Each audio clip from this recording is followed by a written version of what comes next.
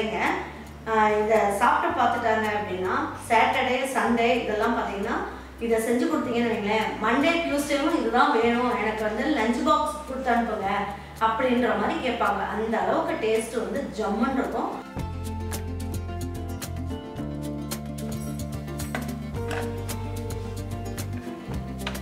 பாருங்க, ஒன்று எடுத்து பிச்சு காட்டுறேன் பாருங்கள் எப்படி இருக்குன்ட்டு. சூப்பராக அங்கே வருங்க, அருமையாக வந்திருக்கு. நல்லா மேலெல்லாம் நல்லா கரகரன்னு இருக்கும். வாங்க இதை எப்படி ஈஸியாக செய்யலாம் அப்படிங்கிறத வீடியோக்குள்ளே போய் பார்ப்போம். நம்ம ஈரோடு அம்மாச்சி மசாலா வகைகள் எல்லாமே ஃபஸ்ட்டு குவாலிட்டி இன்க்ரீடியன்ட்ஸ் தான் பயன்படுத்துகிறோம்.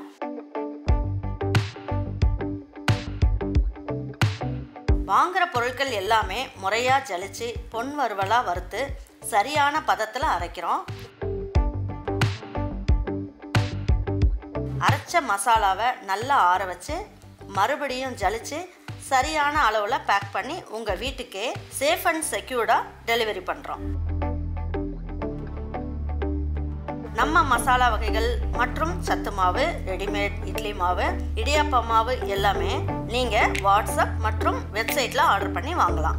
இதில் ரொம்ப முக்கியமான விஷயம், இது full and full pure homemade masala. நம்ம எல்லாருக்குமே ஆரோக்கியம் தானேங்க முக்கியம்.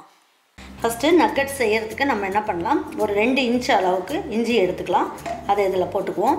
இதில் 3 பல் பூண்டு எடுத்து வச்சுருக்கேன், இதையும் சேர்த்துக்கலாம். 3 பச்சை மிளகாய் எடுத்து வச்சுருக்கேன், இதையும் சேர்த்துக்கலாம். பாருங்கள், இதில் வந்து நான் 9 சின்ன வெங்காயம் போட்டிருக்கேன். இப்போது இதுக்கு நல்ல வாசனை கொடுக்கறதுக்கு அப்படின்னு பார்த்தீங்கன்னா நல்ல இந்த அளவுக்கு புதினா இலையும் எடுத்து வச்சுருக்கேன், இதையும் சேர்த்துக்கோங்க.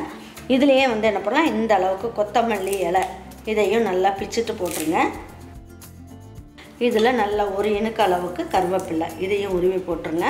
போட்டுட்டு இதுக்கு வந்து நல்ல கலர் கொடுக்கறதுக்கு நம்ம என்ன பண்ணுவோம், காஷ்மீரி சில்லி இருக்குது இல்லையா, இது வந்து குட்டி ஸ்பூனில் 1 ஸ்பூன் அளவுக்கு சேர்த்துக்கலாம். தேவையான அளவுக்கு உப்பையும் இதிலேயே சேர்த்துருவோம். கரம் மசால் பொடி இருக்கு இல்லையா, அதை சேர்த்துக்கலாம். 3/4 ஸ்பூன் அளவுக்கு சேர்த்துக்கோங்க. இதுலேயே 1 சிட்டிகை அளவுக்கு நம்ம வீட்டிலே ரெடி பண்ணி வச்சது இதையும் மிளகுத்தூள் சேர்த்துக்குங்க. 1 சிட்டிகை அளவுக்கு சேர்த்துக்குங்க. பாருங்கள், காரத்துக்கு நான் இந்த அளவுக்கு குட்டி ஸ்பூனில் 1/4 ஸ்பூன் அளவுக்கு ரெட் சில்லி போட்டுக்கலாம். இப்போ வந்து இதை பல்ஸில் போட்டுட்டு வந்துடலாம். பாருங்கள், இது எல்லாமே பல்ஸில் போட்டுட்டு வந்தாச்சு. இப்போ என்ன பண்ணலாம் அப்படின்னு பார்த்தீங்கன்னா, நான் 1 பேக்கெட் அளவுக்கு காளான் வாங்கிட்டு வந்து 2 கட் பண்ணி தண்ணிக்குள்ளே போட்டு வச்சுருக்கேன், இதையும் சேர்த்துக்குங்க. இப்போ இதுலேயே என்ன பண்ணுவோம், கோதுமை ப்ரெட்டு, மைதா ப்ரெட் வேணால் கோதுமை ப்ரெட்டு சேர்த்துக்கலாம். அப்போ கொஞ்சம் ஒரு ஸ்வீட் டேஸ்ட் கிடைக்கும், நல்லாயிருக்கும். அந்த நமக்கு அந்த KFC சிக்கன்லலாம் கிடைக்கும் இல்லையா, அந்த மாதிரி நமக்கு வந்து இதை மாவு ரெடி பண்ணும் போது நல்லாயிருக்கும். தேவைன்னா மட்டும் கொஞ்சமாக தண்ணி சேர்த்துக்கலாம். வேணும் ஊற்றும் போது நான் உங்கள்கிட்ட காட்டுறேன். நான் தண்ணி ஒரு பொட்டு கூட இதில் நம்ம சேர்க்கலை. இப்போ வந்து என்ன பண்ணலாம், இது எல்லாமே எடுத்து ஒரு பாத்திரத்தில் மாற்றிக்கலாம். பாருங்கள், இதோடு சேர்க்கறதுக்கு ரெடிமேட் சிறுதானிய இடியாப்ப மாவுன்னு நம்மளோட வெப்சைட் வாட்ஸ்அப்பில் கிடைக்கிது. அப்படி இல்லைன்னா எப்படி செய்யணுங்கிறதையும் நான் சொல்லியிருக்கேன். இல்லை வறுத்து எடுத்து வச்சுருக்கோம். இப்போ இதை தான் நம்ம என்ன பண்ண போகிறோம், 1 கப் அளவுக்கு சேர்க்க போகிறோம்.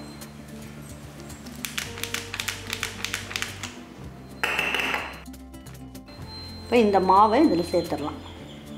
கொஞ்சம் கொஞ்சமாக சேர்த்து நல்லா மிக்ஸ் பண்ணிடலாம்.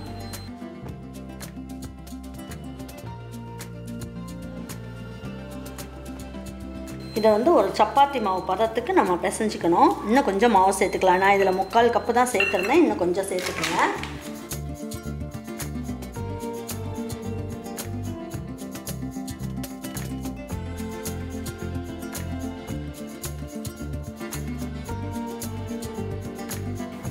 இது ஒரு 2 நிமிஷம் மட்டும் அப்படியே ஊறட்டும், மூடி வச்சிடலாம்.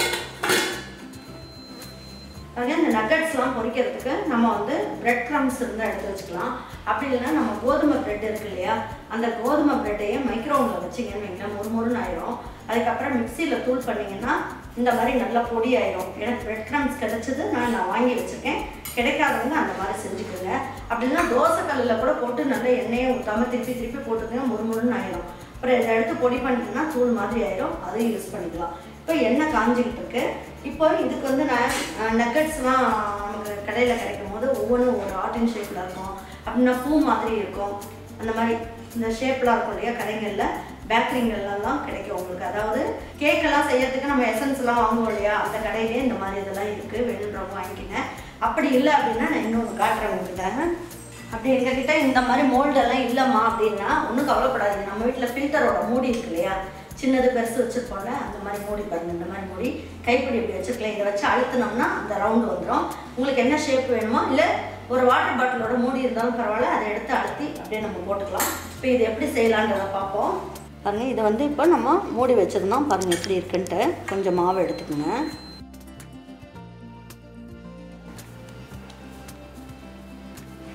இதுக்கு வந்து நம்ம அந்த சிறுதானிய மாவு இருக்கு இல்லையா, இடியாப்ப மாவு, அதையே நம்ம சேர்த்துக்கலாம். சப்பாத்தி கட்டையில் தான் வச்சு நம்ம தேய்க்கணுன்ற அவசியம் இல்லை. லேசாக அப்படி தட்டினீங்கனாலே போதும். இது நல்லா சாஃப்டாக நல்லாயிருக்கும். பாருங்கள், எந்த அச்சு வேணாலும் நீங்கள் எடுத்துக்கோங்க.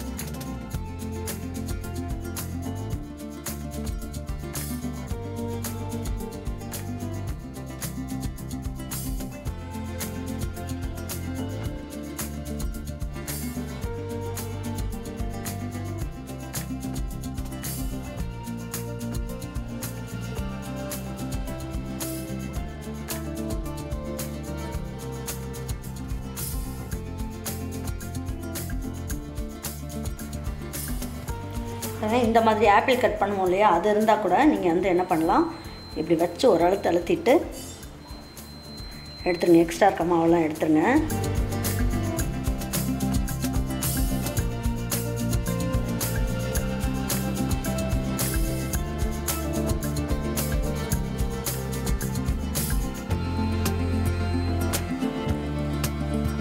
சூப்பராக வந்துடுச்சு. இப்படியும் நம்ம வச்சுக்கலாம் ஒரு ஷேப்பாக.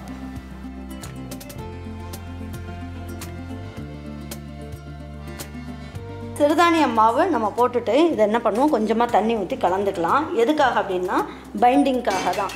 அப்போ தான் வந்து நமக்கு இந்த பிரெட் க்ரம்ஸ்லாம் வந்து அதில் நல்லா ஒட்டும். அதுக்காக எடுத்துக்குவோம். இப்போ வந்து ஒவ்வொன்றா எடுத்து இதில் வந்து டிப் பண்ணிவிட்டு இந்த பிரெட் க்ரம்ஸில் வந்து போடணும்.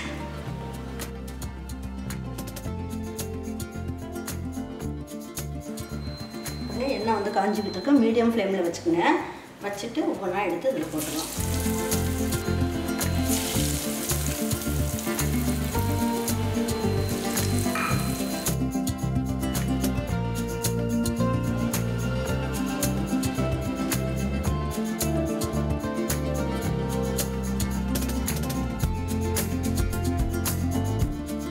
பசங்களுக்கு ஈவினிங்கில் கொடுத்து அனுப்புறதுக்கும் சரி, லஞ்ச் பாக்ஸுக்கு அதாவது ஈவினிங் ஸ்நாக்ஸ்க்கு கொடுத்து அனுப்புறதுக்கும் சரி ரொம்ப நல்லாயிருக்கும். இந்த பக்கம் நல்லா வெந்த உடனே திருப்பி போடுவோம்.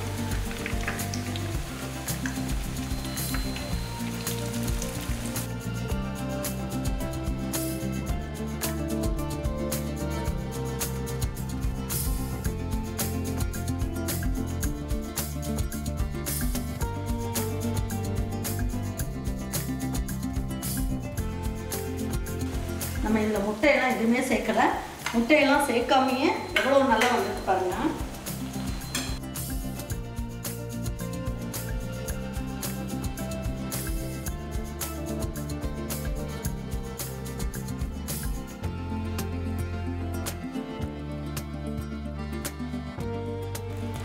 பாருங்கள், சூப்பரான நக்கட்ஸ் பாருங்கள் எவ்வளோ நல்லா சூப்பராக வந்திருக்கு.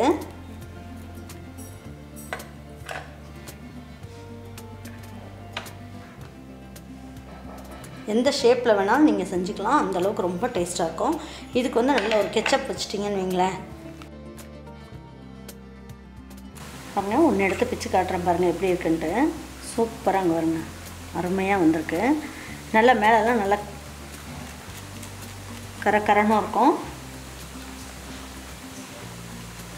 பாருங்கள். இதே மாதிரி சிறுதானியத்தில் நான் சொன்ன மாதிரி செஞ்சுட்டு பாருங்கள். எப்பயுமே நம்ம நக்கட்ஸ் எல்லாம் செய்கிற மாதிரி இருந்தால் உருளைக்கிழங்குலாம் சேர்ப்பாங்க, முட்டையெல்லாம் சேர்ப்பாங்க.